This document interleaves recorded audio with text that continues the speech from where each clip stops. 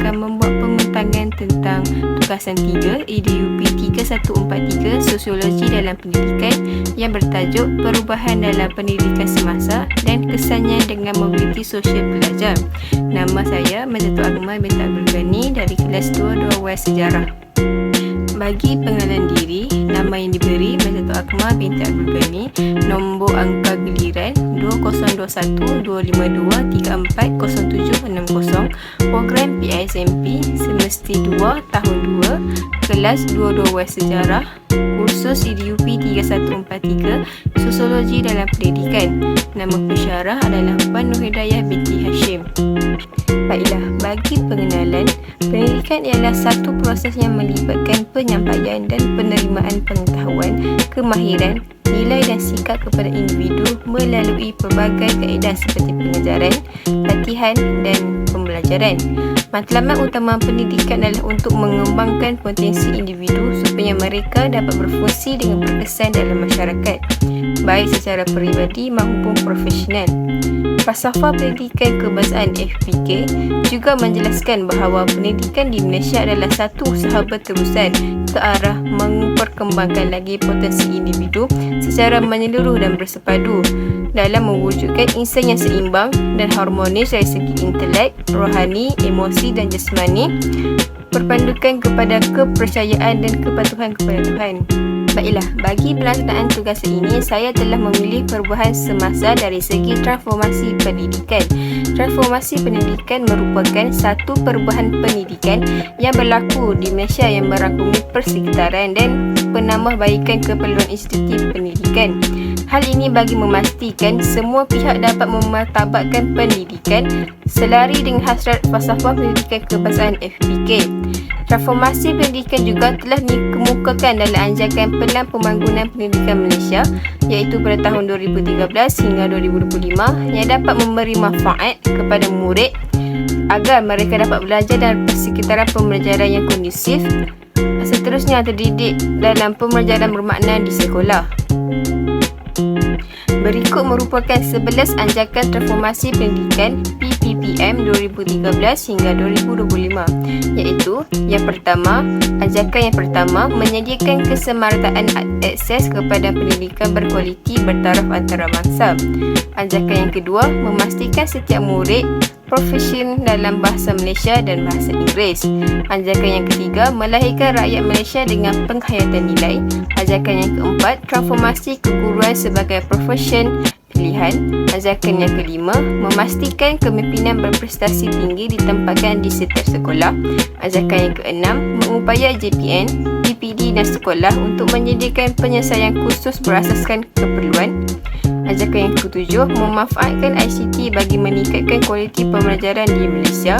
Anjakan yang ke-8 mentransformasi kebolehupayaan dan kapasiti penyampaian kementerian.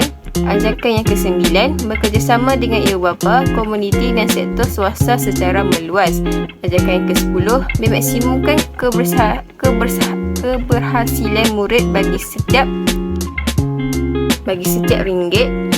Memaksimalkan keberhasilan murid bagi setiap ringgit, meningkatkan ketelusan dan akumulasi secara langsung. Seterusnya, kita akan beralih kepada kesan transformasi pendidikan kepada mobiliti sosial pelajar.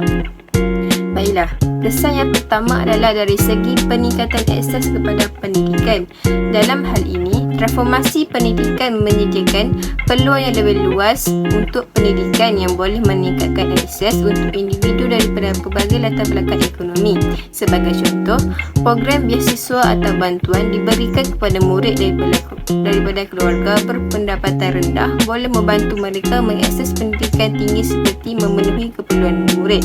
Sebagai contoh yang dapat kita lihat di sekolah adalah seperti bantuan keuangan seperti KUAM, zakat dan juga rancangan makanan tambahan yang membolehkan murid mendapat keperluan yang tinggi dalam pendidikan. Hal ini menunjukkan bahawa transformasi pendidikan mampu mengubah mobiliti sosial murid yang rendah kepada mobiliti sosial yang tinggi iaitu mereka dapat mengakses keperluan pendidikan dengan lebih baik. Baiklah, kesan yang kedua adalah dari segi mewujudkan persaingan yang sihat antara murid.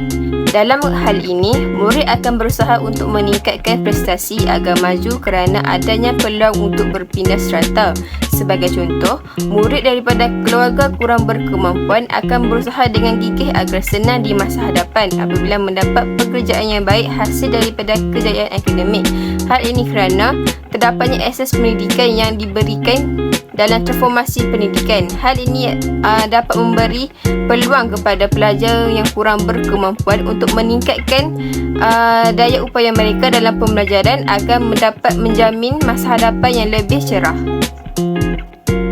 Kesan yang ketiga adalah dari segi pertembungan keluarga dan sekolah dari aspek nilai, aspirasi dan sikap. Dalam konteks ini, murid kelas atasan tidak dibiasakan dengan tugas-tugas am, contohnya menyapu sampah dan membuang sampah. Oleh itu, sekolah boleh menerapkan nilai seperti bekerjasama ketika membersihkan kelas dan sebagainya. Keadaan ini menyebabkan murid kelas atasan dapat melakukan tugas tersebut di sekolah kerana tidak berpeluang melakukannya di rumah. Contohnya, transformasi pendidikan menerapkan penghayatan nilai kepada murid-murid. Contohnya seperti nilai bantu-membantu. Dalam hal ini, murid boleh bekerjasama dalam membersihkan kelas sama ada tidak mengira murid dalam mobiliti sosial rendah ataupun mobiliti sosial yang tinggi. Malah mereka bekerjasama dan bantu-membantu dalam membersihkan kelas. Hal ini menunjukkan wujudnya kesamarataan sosial antara pelajar yang kurang berkemampuan dan juga pelajar atasan. Baiklah. Kesan yang seterusnya adalah transformasi pendidikan memberi akses digital kepada murid dalam pendidikan. Dalam hal ini, murid yang berada di sekolah luar bandar atau pedalaman boleh mengakses teknologi maklumat dengan adanya rangkaian dan jaringan internet yang disediakan di sekolah. Sebagai contoh, mobiliti sosial murid dapat diubah dengan adanya kemahiran menggunakan teknologi maklumat bagi mengakses pelbagai maklumat tambahan mengenai pembelajaran. Baiklah. Dalam hal ini, sebagaimana yang kita ketahui bahawa pelajar dalam mobiliti sosial atasan, mereka mempunyai akses yang lebih besar apabila berada di bandar kerana mereka dapat mengakses rangkaian internet yang lebih laju dan juga pantas berbanding dengan sekolah-sekolah di luar bandar. Transformasi pendidikan telah menyebabkan sekolah-sekolah luar bandar dapat mengakses internet dengan lebih meluas dengan adanya rangkaian internet, contohnya seperti penyediaan wifi untuk memastikan murid di sekolah luar bandar juga dapat mengakses maklumat tambahan melalui internet, contohnya seperti menggunakan laptop dan juga komputer. Transformasi pendidikan juga memberi kesan kepada mobiliti sosial pelajar dari segi disiplin. Dalam hal ini, masalah disiplin murid dapat dimendung dengan adanya program hasil daripada transformasi pendidikan yang melibatkan bantuan dan bimbingan melalui pasukan petugas khas serta kerjasama ibu bapa, guru dan pelbagai pihak bagi memastikan kemajadian murid dapat dicapai. Sebagai contoh, transformasi pendidikan masa kini juga telah melaksanakan satu sistem iaitu sistem kawalan murid atau e-disiplin yang dilancarkan sejak tahun 2009 menyaksikan masalah disiplin belajar turun sehingga 0.2% setiap tahun. Hal ini bagi memastikan kemajuan murid dapat dicapai agar selaras dengan hasrat FPK. Baiklah, kesan yang terakhir adalah dari segi peningkatan peluang pendidikan yang lebih terbuka.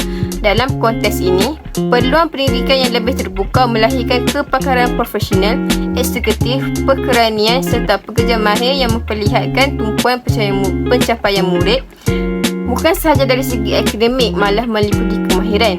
Hal ini bagi menyediakan pendidikan lebih berkualiti bagi memenuhi pasaran kerja agar dapat bersaing di peringkat global. Sebagai contoh, murid yang kurang cemerlang dalam akademik dapat menceburi kemahiran-kemahiran lain seperti menjahit, elektronik dan sebagainya bagi membolehkan mereka mendapat pekerjaan yang bagus pada masa hadapan. Hal ini menunjukkan bahawa transformasi pendidikan kini bukan sahaja tertumpu kepada bidang akademik, malah melibatkan kemahiran-kemahiran dalam hidup. Hal ini bagi memastikan semua pelajar daripada mobiliti sosial rendah ataupun mobiliti sosial atasan dapat memperoleh peluang pekerjaan yang lebih terbuka dan dapat menceburi pekerjaan yang lebih baik pada peringkat yang lebih tinggi. Secara rumusannya adalah transformasi pendidikan mempunyai impak yang besar terhadap mobiliti sosial murid, mempengaruhi pergerakan mereka dalam struktur sosial dan ekonomi. Melalui akses yang lebih besar kepada pendidikan berkualiti, kemahiran yang dipertingkatkan dan pemahaman nilai dan norma yang disertakan dengan pendidikan, individu boleh mengatasi batasan sosial dan ekonomi awal mereka. Oleh itu, transformasi pendidikan memainkan peranan penting dalam memudahkan mobiliti sosial yang lebih besar dalam masyarakat. Jadi itu sahaja daripada saya. Sekian, terima kasih.